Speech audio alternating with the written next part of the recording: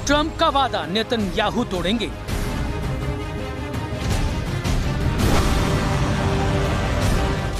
Lebanon की धरती एक बार फिर युद्ध के मुहाने पर है।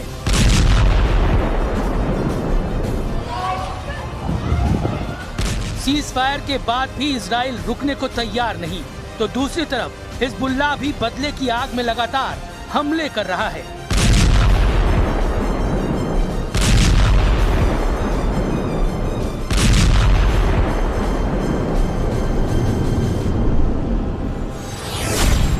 सवाल है, क्या ट्रंप के चक्कर में लेबनान हार रहा है इजराइल?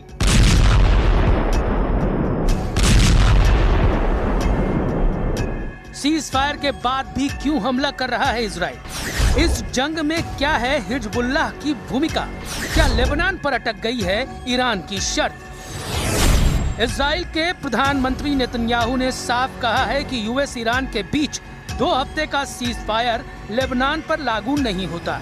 इसके जवाब में ईरान ने कहा कि तेहरान किसी भी डील को तभी स्वीकार करेगा जब इजराइल लेबनान पर हमले रोक दे।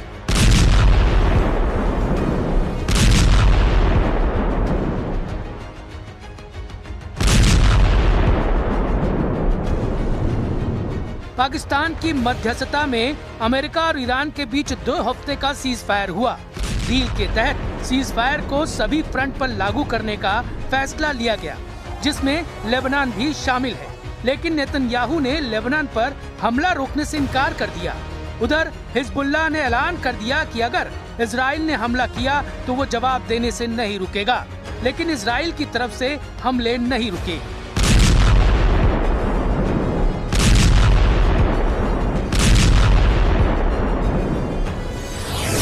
दक्षिणी लेबनान में इजराइल ने टायर और आसपास के इलाकों को टारगेट किया। सिडोन शहर को निशाना बनाया, जबकि बिन जब्बील के आसपास स्ट्राइक की। इससे पहले दक्षिण लेबनान में हिजबुल्लाह तक पहुंचने वाली मदद को रोकने के लिए इजराइल ने नितानी नदी पर बने ब्रिज को उड़ा दिया था।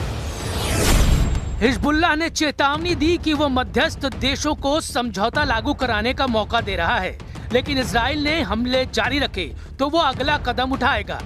इन चेतावनियों के बाद भी इजराइल के हमले नहीं रुके। लेबनान की मीडिया में दावा किया गया कि इजराइल ने बेरूत के इलाकों पर जबरदस्त एयर स्ट्राइक की है। बेरूत के दक्षिणी उपनगर दहिये को टारगेट किया गया। दावा किया गया कि operation roar of the lion के तहत लेबनान में आईडीएफ ने सबसे बड़े हमले को अंजाम दिया।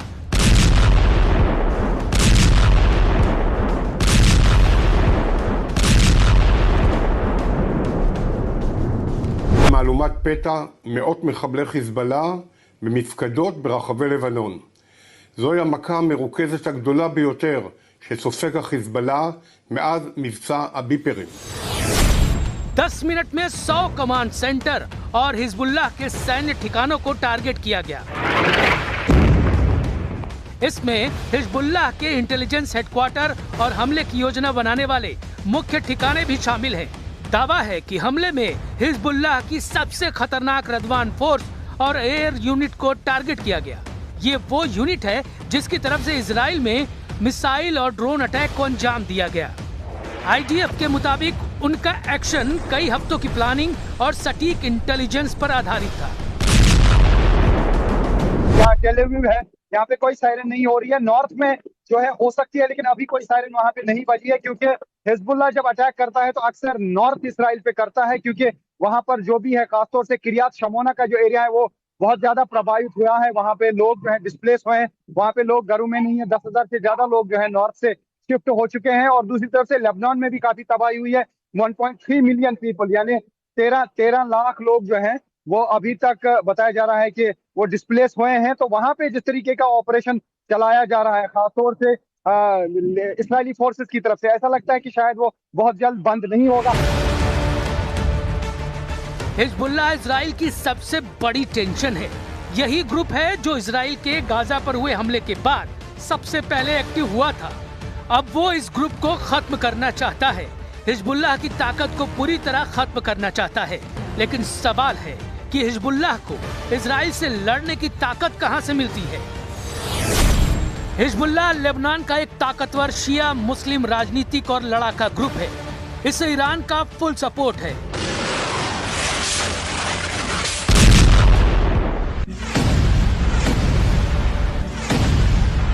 And if the Israeli attacks continue against Lebanon, I'm sure it would complicate the situation and it would have some consequences. And we hope that everybody would observe the ceasefire in all its terms and aspects.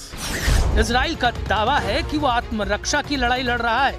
Israel ने Hezbollah को Iran का proxy बताते हुए अपनी सुरक्षा के लिए खतरा बता दिया है। 2024 के सीज फायर के बावजूद हिजबुल्लाह ने हथियार जमा किए और फिर खड़ा हो गया। हिजबुल्लाह ने मार्च में रॉकेट दागकर इजराइल को दोबारा जंग में घसीट लिया। इजराइल का इरादा हिजबुल्लाह को पूरी तरह से हथियार विहीन करना है और यही वजह है कि इजराइल हिजबुल्लाह के rocket stock, command centre, financial network पर टूटा पड़ा है। इजराइल दक्षिणी लेबनान में सिक्योरिटी बफर जोन बनाना चाहता है ताकि 8 अक्टूबर 2023 जैसी स्थिति पैदा ना हो।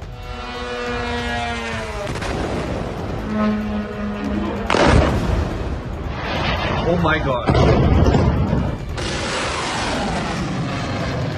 इजराइल का दावा है कि हिजबुल्लाह लेबनान की सेना और सरकार के बाहर है जो उसके काबू में नहीं है।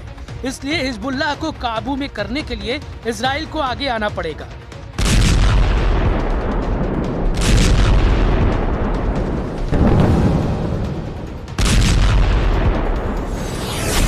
इजराइल ने अब तक हिजबुल्लाह के 3500 से ज्यादा टारगेट्स पर हमले किए हैं, जबकि 1000 से ज्यादा हिजबुल्लाह लड़ाकों को मारने का दावा किया है। इजराइल ने दक्षिणी लेबनान में कब्जे की लड़ाई को जारी रखने का ऐलान किया है। उधर हिजबुल्लाह ने भी अपना स्टैंड एकदम क्लियर कर दिया है। उसने कहा है कि वो ईरान का बदला ले रहा है। खमनेई की हत्या के बाद ये डिफेंसिव एक्ट था, लेकिन अब इजराइल लेबनान पर लगातार हमले कर रहा है, जिसका जवाब वो हर हाल में देगा।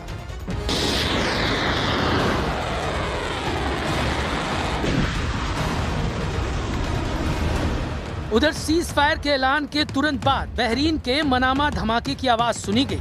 ईरानी ड्रोन अटैक की वजह से मनामा के पास सित्रा आइलैंड में आग लगी और धुआं उठने लगा।